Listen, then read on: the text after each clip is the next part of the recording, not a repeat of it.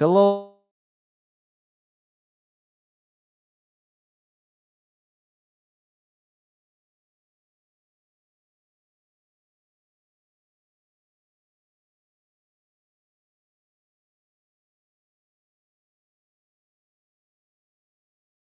Hello, good people. Welcome to our show. Bad people, welcome to our show. Medium people, anyone, welcome. Welcome anyone who wanna learn more about revenue, how you can optimize your revenue to increase revenue, and many other things I'm going to discuss with Ryan Shank. How are you? Good. Thank you so much for having me. I love the introduction. Yeah, it's my team. Usually tell them be concise and creative. Most audience is coming to learn, so the intro should be short but creative. It's not like to copy others. And I don't limit their possibilities. Just tell them, please create something new, and they do this job.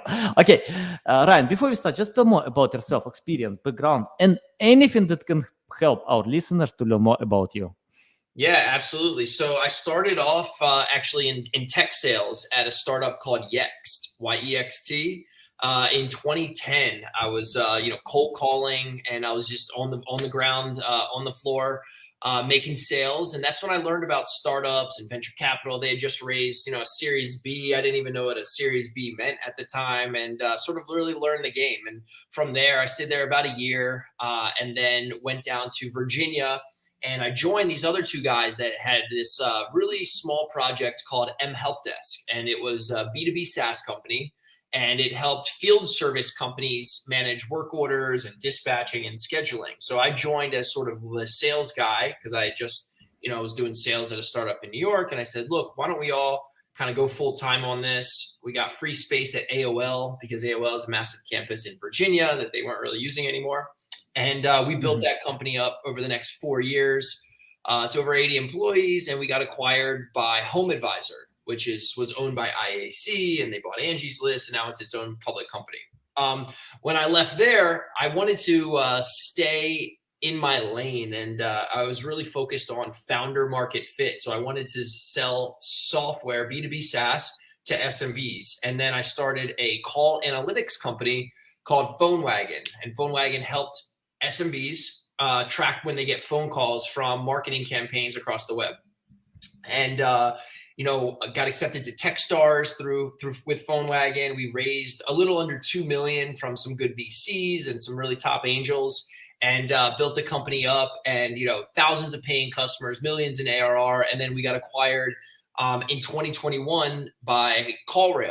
So that was a great exit. I was founder, CEO, and it gave me a lot of confidence. And then, for the next, call it past 2 years, I was really thinking like, this venture route isn't necessarily the only route, the best route, right? There's, and I was really interested in, there's a lot of what they're calling boring businesses that people are starting to buy up. They're just cash flowing, profitable. Like that's really interesting. Just this sort of raise venture, and you have to hit the metrics to get to the next round and the next round, and dilution, and it's really tough, right? So I was like really focused on, hey, should I buy a small profitable cash flowing company? Should I invest in one? Like, how does that work? And really over the past few years, I've been kind of thinking a lot about it. And so then I started ShareWillow.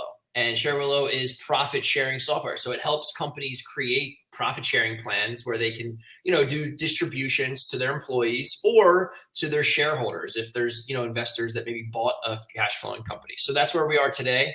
Been kind of at it for the past 5 months. We're in the middle of a capital raise right now, and product should launch within the next 30 days. So that's where we are. Oh, nice. Love your experience. Can you tell about your background? You started many companies. Can you tell about your background and ideas? How you find these ideas to start a new company? Because you did it many times. I see this struggle in my audience. They are asking how to find these ideas, how to unite with your existing background. Any tips about that? Yeah. So obviously, you only know what you know, right? So I think sort of getting exposure to things is really important. My background, like I pretty much, I told you, you know, the professional background. Before that, you know, I was in college, during college, and even high school, I had a clothing company. So me and one of my friends, we were selling this clothing brand called Coloco, where basically Coloco means local in Hawaiian. So we were creating like very localized like merch drops, basically, where, you know, you'd have like you could be everyone's local somewhere, right? But a lot of times, especially in like beach towns. So anyway, I did that in high school. That was cool. I had also done a lot of like just small kind of like eBay flipping back in like 08, 09, before it was like cool. But I guess what's the background? I mean, my background, yeah, I mean, it's kind of just always been, you know, and I've been doing Airbnb. I've kind of always been just doing like little hustles. And then kind of once I see something big, I think like, I don't know, I think a lot of it is intuition. I think a lot of it is like, you know, if I had experience maybe working, you know, and learning the game, then it's sort of like, do I have the confidence to go all in and say like, I can do this, you know, I can build, you know, the right people around me, the systems and everything to do it sort of like as my own boss. But there's definitely a lot of sort of like gut and intuition, and then sort of like having that confidence that you're able to like build this thing, like basically being able to like see the vision. Like I know exactly what I need to do in order to sort of take this thing to where it needs to be. Yeah, nice.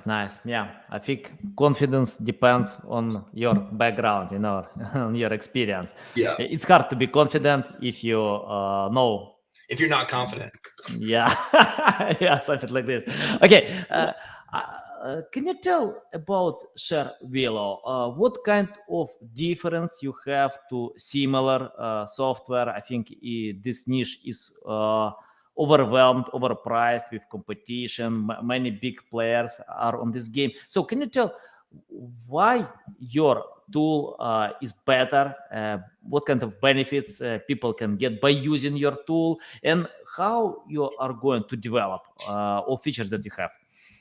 Yeah, so actually, you know, I would argue I haven't seen any standalone profit sharing software tool on the market. You know, there's commission tracking tools for like sales reps. There's obviously like benefits tools and payroll and, you know, 401k stuff, but I haven't seen anything that helps companies, you know, create profit sharing plans, you know, do distribution. So, you know, on one side, a lot of companies are using Excel, right? And, you know, they're maybe creating this plan, because what happens is they're saying, all right, here's our profit. Let's say our adjusted profit is $1 million. Now they say, okay, we're going to allocate 30% of that to employees. But it's not just then evenly distributed, right? You might do, you know, you make it based on tenure. You might make a portion of it on performance. You might make another portion of it, you know, based on, you know, just maybe that portion is flat, you know, everyone gets the same. So there's like different criteria that sort of gets built into this. And then let's say 30% goes to employees, like we just said. Maybe the rest then goes to owners as owner distributions, right? So owners of the company are now going to, you know, get the rest. They're going to get 70%, and they're going to get their distributions based on how much percent of the company they own, called pro rata. So I have, you know, we think that there's potentially a first mover advantage. And with that comes a little bit of risk, right? Like, you look, maybe there's not people doing it because there's not a market for it. But, you know, we've been talking to a lot of companies that are either doing this or aspire to do it. And they think, you know, if we educate the market and also bring easy to use tools and templates of best practices to people, that you're going to be able to kind of get critical mass pretty quickly. So that's what we're doing in the strategy. And, you know, the idea is like, you know, and look, there's a bunch of different ideas. There's, you know, can we sell it through? Because by the way, profit sharing can also get pushed into 401ks. So it's like, is this a 401k add-on, right? Do we distribute this through benefits brokers, through 401k, you know, third-party admins, right? Like, is that a channel? You know, do we do channel sales? Do we do direct sales? Sort of, you know, is it going to be like sales-led growth, marketing-led growth, product-led growth, right? Those are all considerations in the beginning. But anyway, back to your question. I haven't seen any software tools on the market that do it. If you do know any that are for profit sharing, let me know. Like, I think obviously there's room for a few different players for sure. But we haven't come across any. And that's sort of why we decided to build it, right? Like there's not tools. People are all using Excel, and they're maybe sharing Google Sheet templates that you copy to your own. And yeah, so that's kind of why, gave me conviction to sort of like, let me go down this path, because, I think, and by the way, with the shift in the market from growth at all costs, venture capital, raise, to like, hey, sustainable, profitable growth, right? Like valuations have come down, venture dollars have kind of dialed back a little bit. And, shifting the market right now to this like mindset of profitability, I think like timing is right and product is right.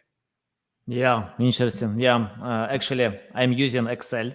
I love Google like spreadsheet. I use a lot, so yeah, it helps. I need to figure out about your tool to learn more. And can you tell?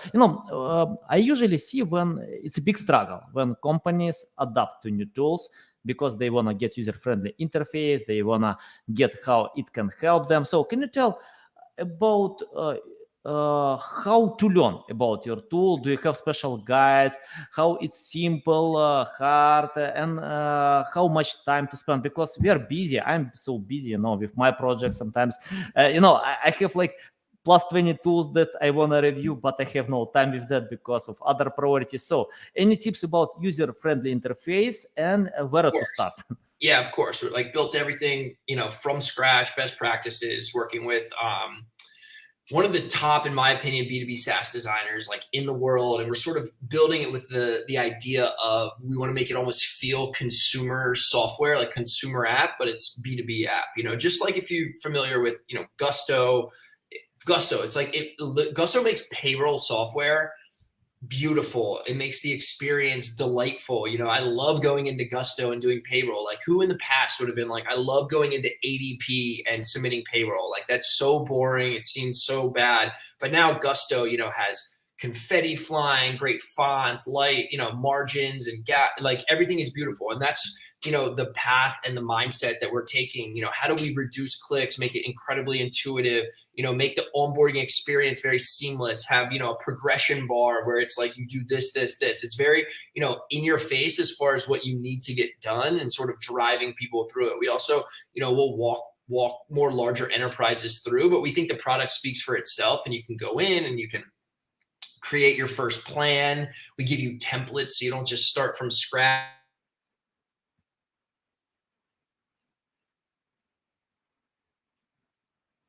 It and customize it and sort of make it your own if you need to make some changes. But, I think that's the best way. It's like, hey, how do we hook, customers and get them in quickly and get them, quickly to that aha moment where they're like, wow, there's significant value here. Mm-hmm. I want to ask about something that most people concern about privacy. It's interesting. I remember when I told one of my customer to set up Microsoft Clarity. It's free tool, but he replied to me, I don't want to share data with Bill Gates. If you are talking about big companies like Microsoft, people distrust them. But when I tell about small tools that just start their ways, the trust is lower. So can you tell about privacy? For example, if I'm going to use your tool, that means I need to share my data that I don't want to show to anybody else in this world. So can you tell how I can be sure that this data will live on this tool and that's it? Yeah, I mean, obviously we take best practices in terms of like data storage and encryption, 286-bit encryption, stuff like that. So it's all stored at the encryption level. We're also not taking tons of materially private information. A lot of it is sort of the calculations behind it. I do think there are some private information that does get stored, but sort of like at the encrypted level and with just kind of best practices of data. Yeah. Okay, and I wanna. You mentioned that you are going to market this tool.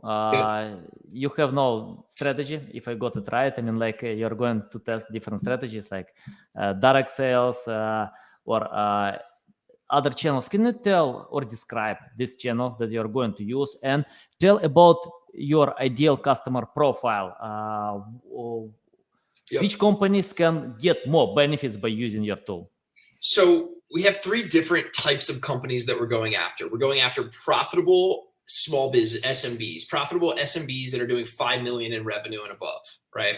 Then we're also going after micro PE funds that are buying those businesses. So there's a lot of, small funds that are getting organized to acquire those businesses. So we're going after the businesses, we're going after the funds that are buying those businesses.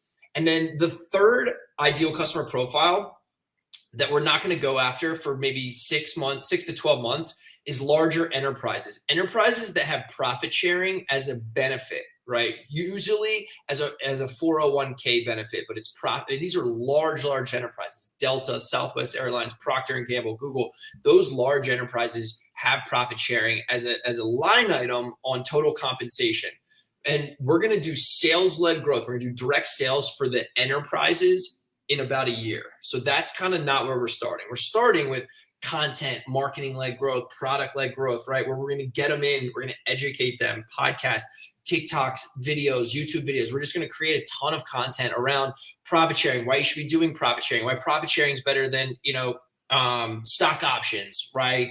Stock options with Carta doesn't really work a lot of the times, especially for employees. Let me just hope down the road in 5-6 years, maybe this is worth something. And I hope that my grant was, less than what it sells for. And it's like, look, you should be asking for real profit sharing where you get real dollars every year in either cash or pushed into your 401k. Your 401k contribution can now be way more than 22K a year. It's now 66K a year. So there's tons of great things. We're going to educate the market, tons of content. That's going to feed them, and then product stuff from there. Yeah, nice. Okay, Ryan, I wanna ask about mistakes that you can see companies still do by using similar. Okay, if we have no similar software, but similar features on big software. Yeah, and your tips how to find another way. Yeah, so I guess my the biggest thing that comes to mind is companies that are sort of arbitrarily granting their employees stock options. They're using Carta, they're doing stock option grants, and they're sort of making, it's not necessarily a false promise, but it's more of like a glimmer and a hope that something in the future might happen. And you're sort of selling this dream, right? And you got to think about it with stock options. A lot of times the employees don't really know how many options you have total outstanding in the pool. You don't know how much they're worth. You don't know the valuation that was that the company had when your options were granted to you, right? So a lot of times if a company's worth 100 million, you get granted stock options at that valuation. But now if the company's only worth 50 million, your stock options are worth zero because you got the price, a wrong price basically, right? So, and again, stock options aren't the best way to motivate employees. Employees are leaving companies because it's like they don't understand these stock options, right?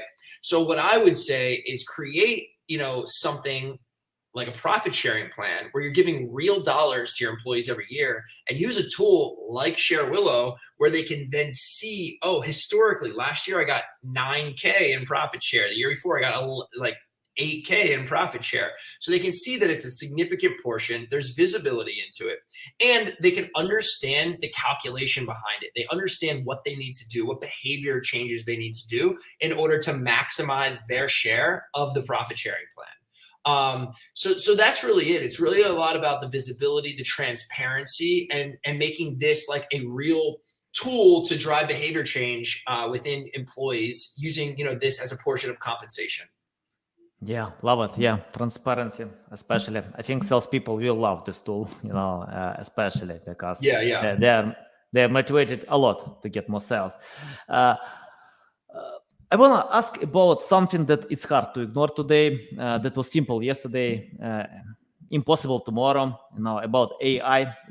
I spoke with Jeff Coyle, co-founder of Market News, and he told me in my podcast that in the future we will have 3 companies. The first company will develop AI, the second company will implement AI, and the third company will be obsolete. Who can leave the trade, forget about anything. So can you tell how you implement AI in your tool and how it can help to stand out from the rest? So I guess short answer is we're not doing anything at the moment to implement AI within the tool. I think like as we're developing it, we're using AI for some market research stuff. So like that's helping. Maybe the developers are using it to maybe check some code. If there's errors in code, we're not, I guess right now, we haven't really implemented true AI into the software.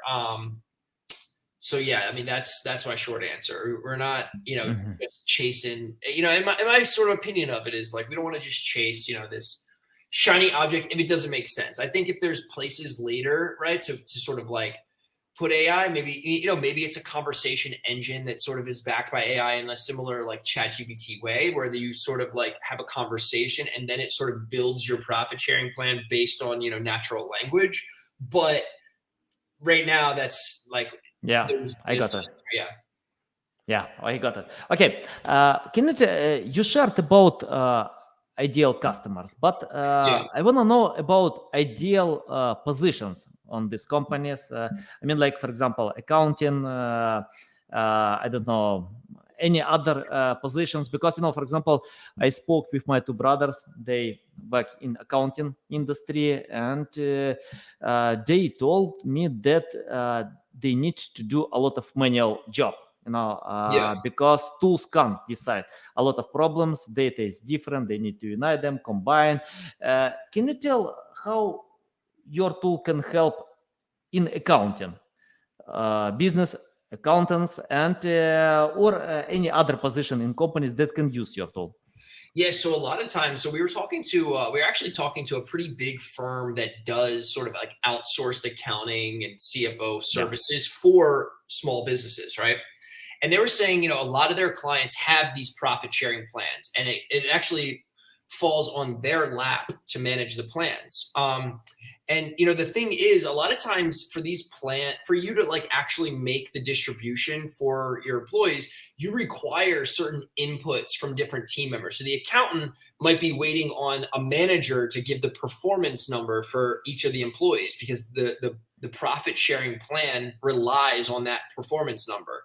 Or you might need to wait for HR to say like how many days of PTO did they take in that period? Because if their profit sharing plan, they only get a certain, if they didn't work the 100% of days in the period, it deducts some of those days.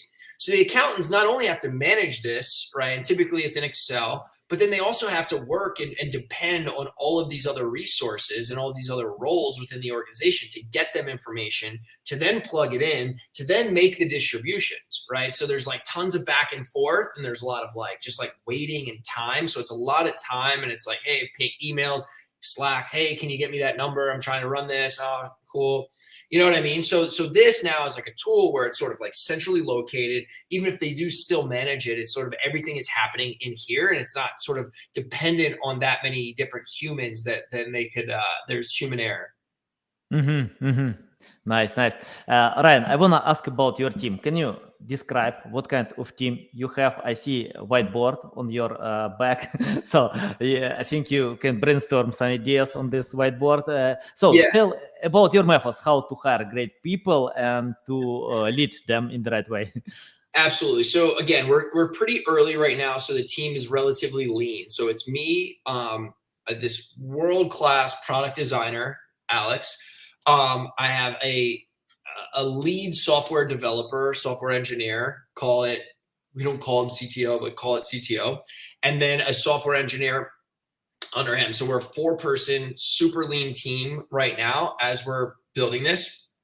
We're hiring another software engineer. We're hiring a marketing person. And then as soon as we're ramping up sales, we're going to hire what's called account executive, right? So we're going to go from, 4 to 7 within the next 3 months. And then from there, go. But right now we're a 4-person team, me, product designer, 2 software engineers. Yeah.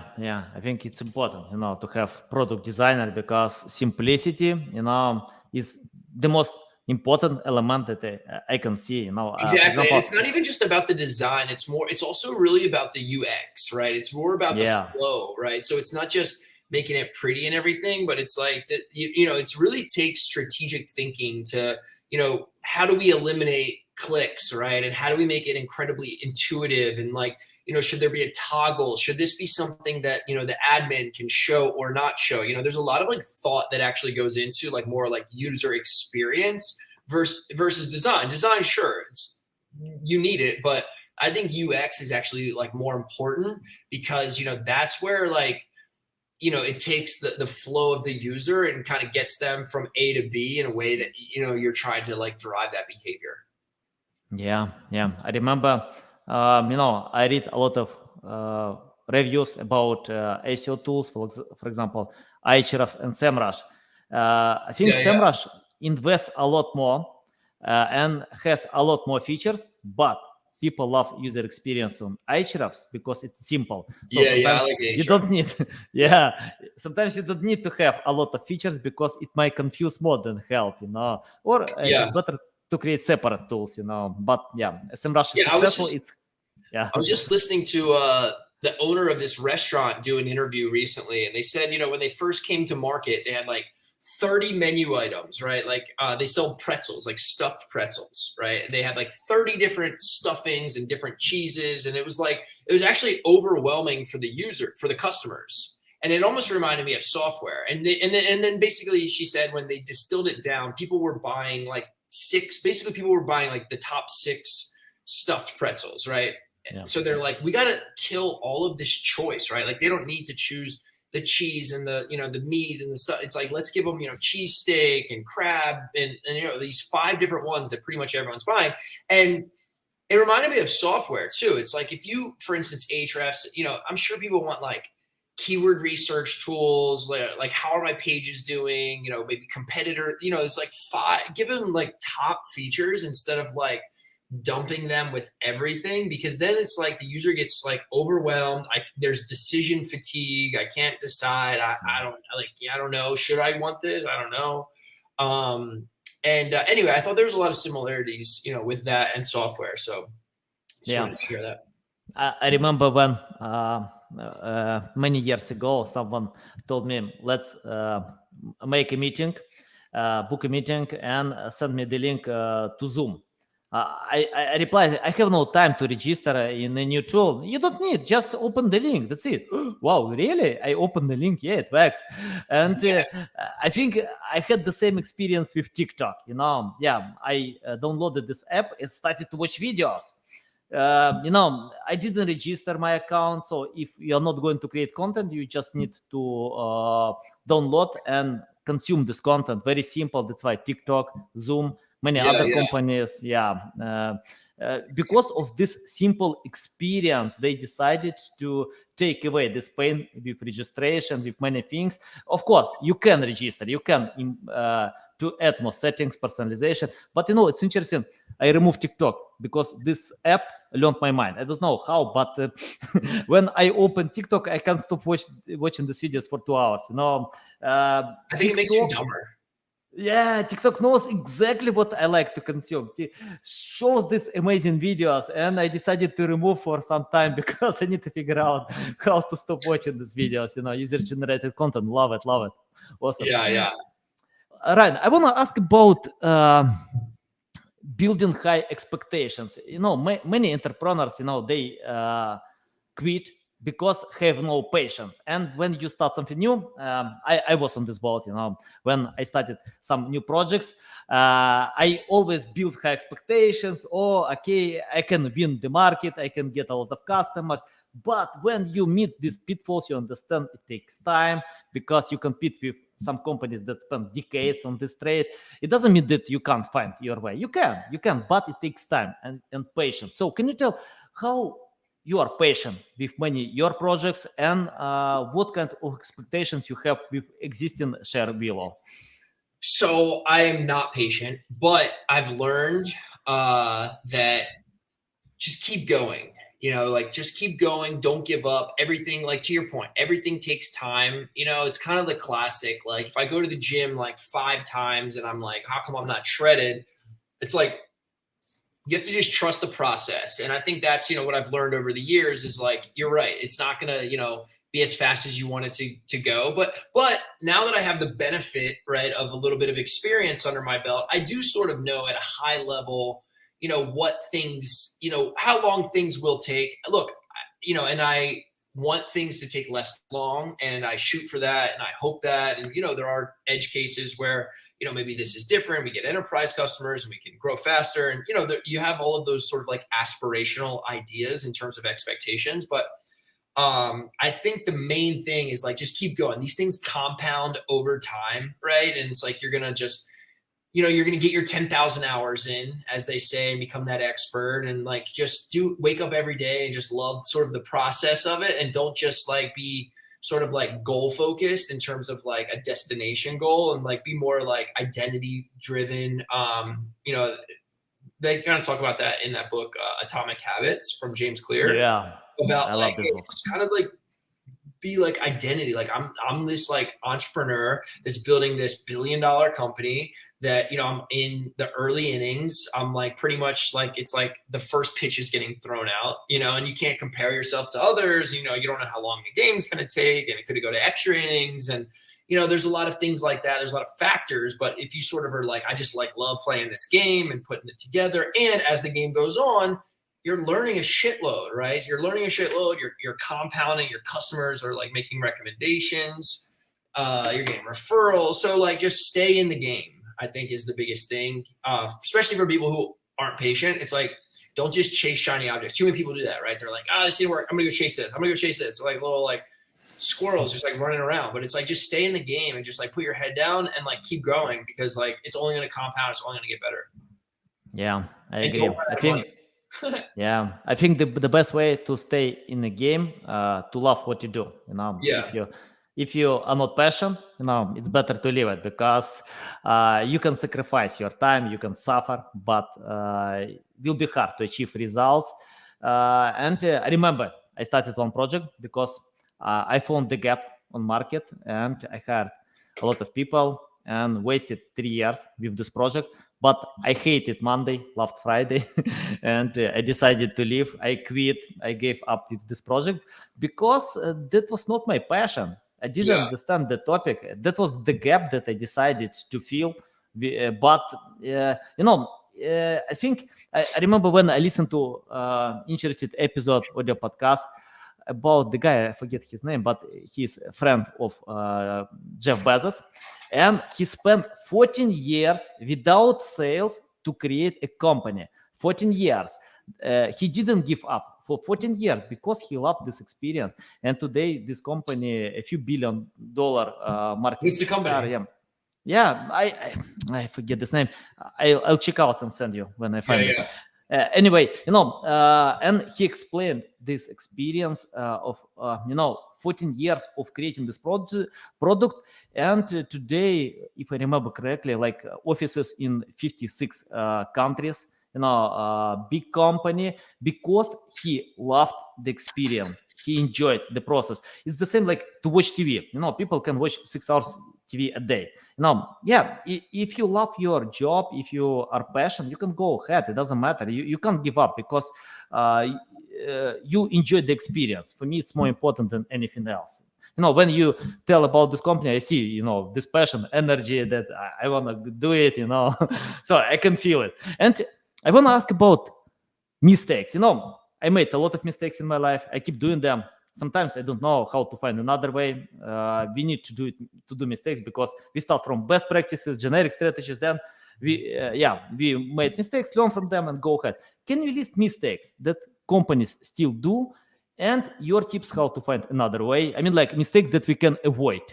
Yeah. So, I mean, I'll give you mistakes that, I've made in the past that I think I'm now able to sort of bypass this time, which I'm sure now I'll just make other mistakes. But, for instance, at my last company, Phone Wagon, I actually started with the developers instead of designer first, right? I should have gone, in terms of like what the process looks like, I should have, done sort of wireframes, design, then started development. And I sort of like did that process backwards.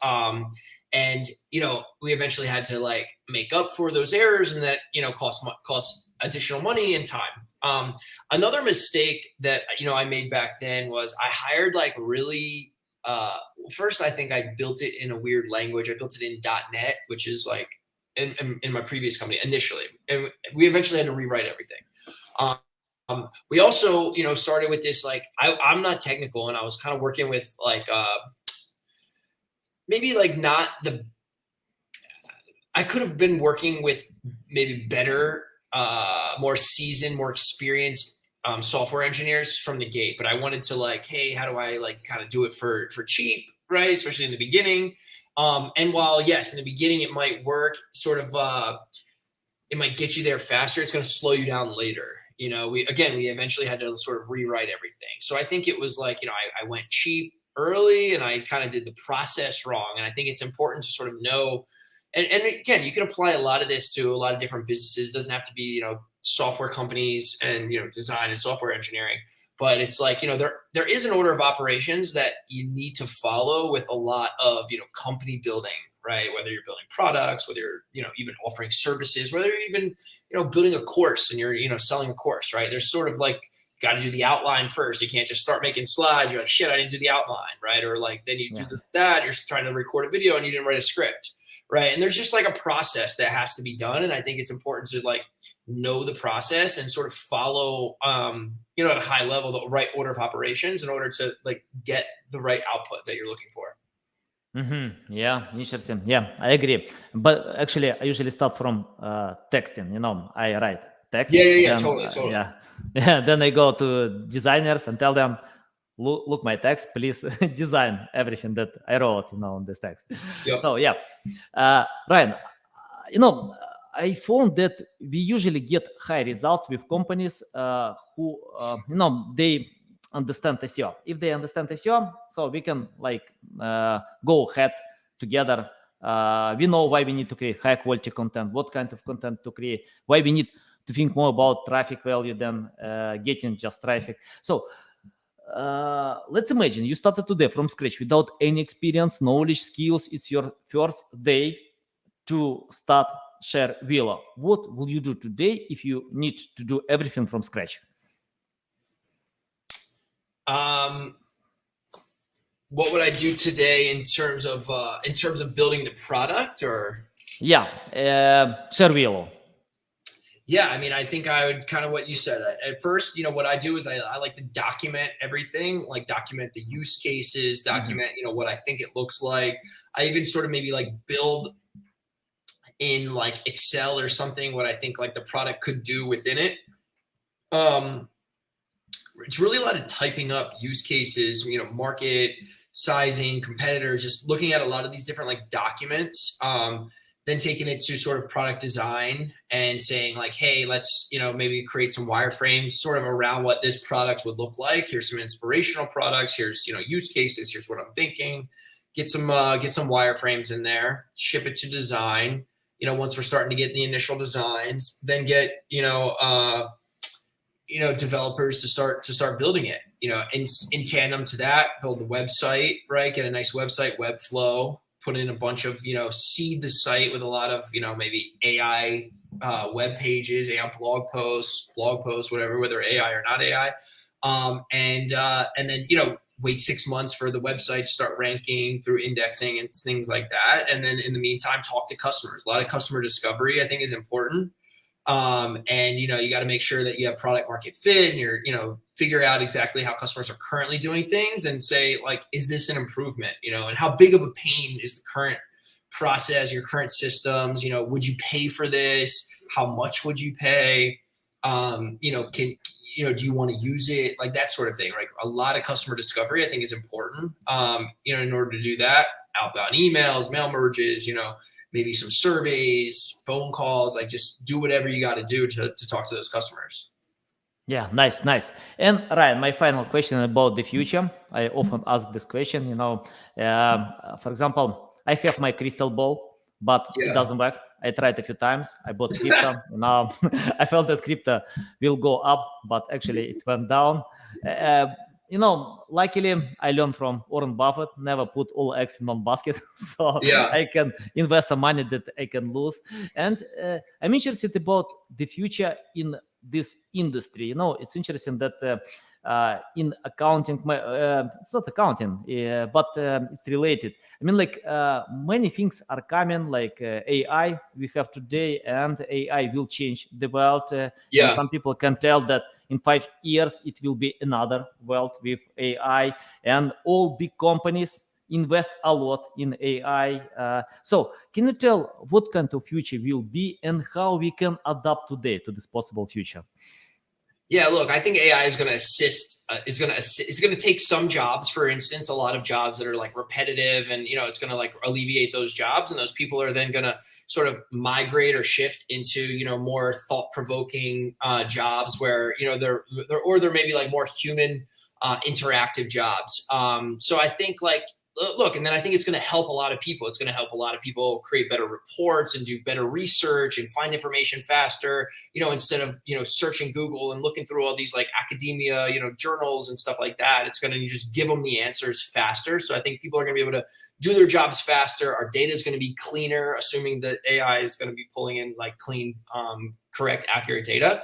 And it's going to allow people to just like do better quality work with better information faster. So I think that's what's going to happen, with AI. I don't think like it's just going to be a bunch of robots doing everything. I think there is, people still want human connection. There's an emotional fulfillment need that a lot of, humans inherently have. So I think like, you're still going to have that. And I think a lot of times, a lot of industries, especially even like enterprise software sales, it's a human business. And there's still going to be the need for face-to-face interaction, whether that's on Zoom calls or whether that's actual face-to-face. But that's how real business is getting done, right? People are rubbing shoulders with each other. That's how people are raising funds. That's how people are just doing a lot of business together. But yeah, I think AI is going to help kind of get people to do their job, do jobs like that easier, faster, and with better information. Nice, love it, awesome. Ryan, it's a big pleasure to get in my show to learn from you. I love it. I'm going to test your soft, to think how I can adapt in my company. I recommend to anyone to test it, to think if it works for you, and tell our audience the best way how to keep learning from you, how to reach out to you, how to follow you. Yeah, so follow me, Ryan A. Shank, on Twitter and Instagram, and then ShareWillow is just ShareWillow. It'll be link in bio everywhere. But thank you so much for having me. This was amazing, and I hope you have a great Thursday. Okay, thank you for taking part. Guys, you can find the link to Instagram, Twitter in the description below. By the way, have you registered in Thread? New social media from Meta. Oh yeah. I've already done a bunch of threads. Okay, nice. Okay, I'll submit Thread as well in the description below. Listen us on Apple, Google, Spotify, and see you next time. Thank you so much. See ya.